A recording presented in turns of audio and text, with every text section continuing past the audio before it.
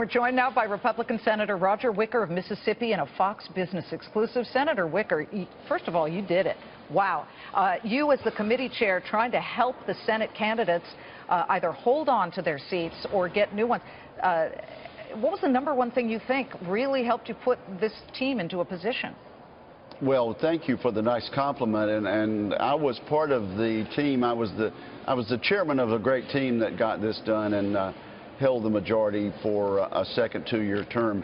I think the credit mainly goes to our superior candidates. Most of them incumbents, and they ran on their record, they ran on their accomplishments, and the fact that they had done a good job for their constituents.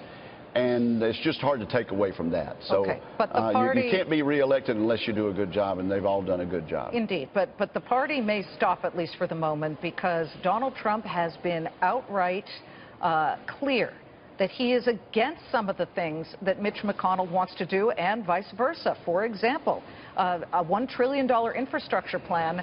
Mitch McConnell has said that's a lot, too much maybe. He says term limits are not priorities for the Congress. How are you going to work with Donald Trump, even though you're with the same party? Well, let's talk about the things we agree on. First of all, I like the idea of replacing our crumbling infrastructure.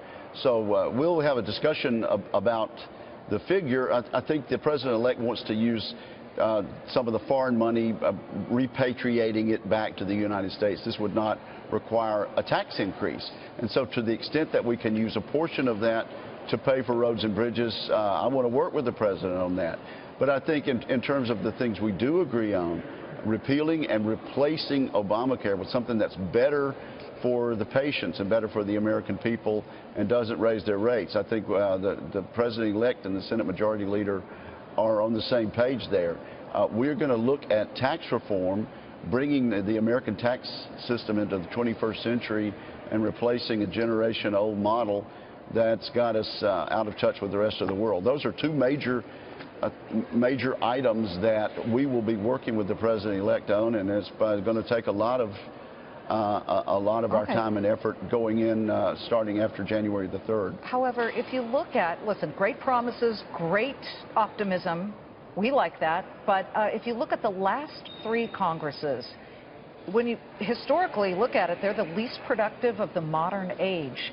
Now you've got the same Speaker of the House, Paul Ryan. You've got the same Senate Majority Leader, Mitch McConnell. It's like that Who song, Senator Wicker, meet the new boss, same as the old boss. Well, let me just say, we passed 31 Senate bills in 2016 that have gone to the House, been passed by the House, and signed into law by a Democratic president. We haven't done that since the early 80s. So, you know, I would have to say that accomplishment is in the eye of the beholder. I think there's been a lot more accomplishment over the last 2 years than we're given credit for. A new education bill, Medicare reform, a multi-year highway plan. These are all things that we have done by opening up the process, getting them passed with consensus, because, you know, we have a 60-vote rule over here in the United States Senate, getting them through a Republican House with a Republican Speaker and signed by a Democratic president. We've done more than sometimes the pundits talk about. Okay, fair enough, but we've also just seen video of Senator Chuck Schumer, the Democrat who will be the Senate Minority Leader, taking over for Harry Reid. He's a hard-charging Brooklynite,